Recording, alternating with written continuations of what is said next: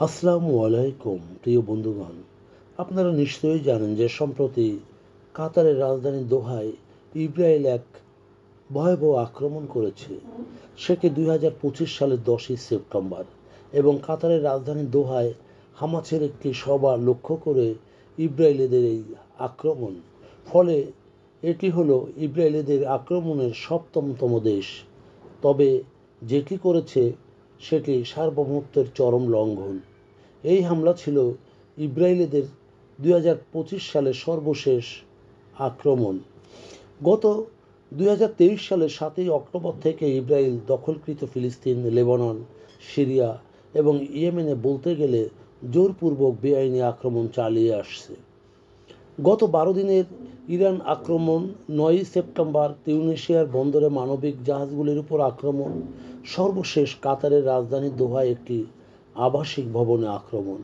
বিশ্বের বেশিরভাগ দেশই মনে করে ইসরায়েলিদের এই বেআইনি আক্রমণের পেছনে রয়েছে পশ্চিমা বিশ্বের অকুণ্ঠ সমর্থন, নচেত নিশ্চয়ই তাদের বাধা দিত। তবে কাতার কখনোই মধ্যপ্রাচ্যের সাধারণ রাষ্ট্র ছিল না যে এটিকে ইসরায়েল লক্ষ্যবস্তু করতে পারে। আবার কাতার ইসরায়েলের জন্য কোনো হুমকিমূলক দেশও নয়। ইসরায়েলও কখনো কাতার থেকে হুমকিমূলক আচরণ পায়নি। তাছাড়া কাতার এই অঞ্চলে মার্কিন যুক্তরাষ্ট্রের সবচেয়ে ঘনিষ্ঠ মিত্র। আবার কাতারে রয়েছে মার্কিন যুক্তরাষ্ট্রের এক বিশাল সামরিক ঘাঁটি। কাতার তার জাতীয় নিরাপত্তা ও প্রতিরক্ষার জন্য মূলত এই মার্কিন ঘাঁটির উপর নির্ভর করে থাকে। শুধু মার্কিন যুক্তরাষ্ট্রই নয়, পশ্চিমা সকল দেশই কাতারের হামাস, তালেবান সহ সকল আঞ্চলিক দলগুলির সাথে মধ্যস্থতার জন্য খ্যাতি রয়েছে এবং কাতার এই শান্তিপূর্ণ প্রচেষ্টাকে পশ্চিমারা স্বাগত জানায়। কাতারের উপর হামলায় এটিই প্রতীয়মান হয় যে মার্কিন যুক্তরাষ্ট্রের ও ইসরায়েলের ও মধ্যপ্রাচ্যের যুদ্ধের যে ভয়াবহতা রোধের প্রচেষ্টা তা একেবারেই অর্থহীন। এতে করে বোঝা যায় স্পষ্টতই ইসরায়েল মধ্যপ্রাচ্যে সর্বক্ষণ রণাঙ্গন খোলা রাখতে চায়। সবচেয়ে বড় কথা, আন্তর্জাতিক পরিমণ্ডলে মার্কিন প্রভাব এতে করে হ্রাস পেয়েছে। কারণ সেদিন মার্কিন যুক্তরাষ্ট্রের পরামর্শেই কাতারের হামাস নেতাদের শলা পরামর্শ ছিল আনুষ্ঠানিক আলোচনা। বিশেষ করে এখন থেকে মার্কিন যুক্তরাষ্ট্রের সাথে যে কোনো আলোচনা নিয়েই অন্তত সকল দেশে দুবার ভাববে। তাছাড়া এই আক্রমণটি উপসাগরীয় অন্যান্য দেশের প্রতি এক ধরনের স্পষ্ট বার্তা ছিল। দোহার উপর আক্রমণ এখন সকল উপসাগরীয় দেশ সতর্কতা অবলম্বন করবে, কারণ সবাই সামরিক সজ্জায় এগুতে চাইবে, অর্থাৎ এক অস্ত্র প্রতিযোগিতা শুরু হবে।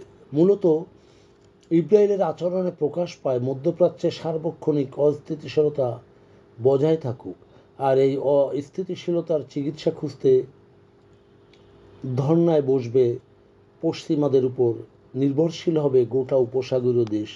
মূলত এই হামলাটিকে আমেরিকান মিত্ররা ও ইসরায়েলের আক্রমণ থেকে মুক্ত নয়, কারণ মার্কিন সমর্থন থাকা সত্ত্বেও এই আক্রমণ হয়েছে কাতারের উপর। বিশ্ব সংবাদ সূত্রে জানা যায় যে কাতারের নিরাপত্তাহীনতার জন্য দায়ী পশ্চিমা সরকারগুলি, কারণ তারা আক্রমণাত্মক এই বিমানগুলিকে সহায়তা করেছিল। পরিশেষে দোহার উপর যে আক্রমণ অন্য উপসাগরীয় রাষ্ট্র ও অন্যান্য দেশগুলির ধারণা বদলে দেবে। এটা মূলত ইসরায়েলি আগ্রাসন ও সম্প্রসারণবাদী লক্ষ্যবস্তু হতে পারে এবং সকল আরব রাষ্ট্র আক্রমণের শিকার হতে পারে।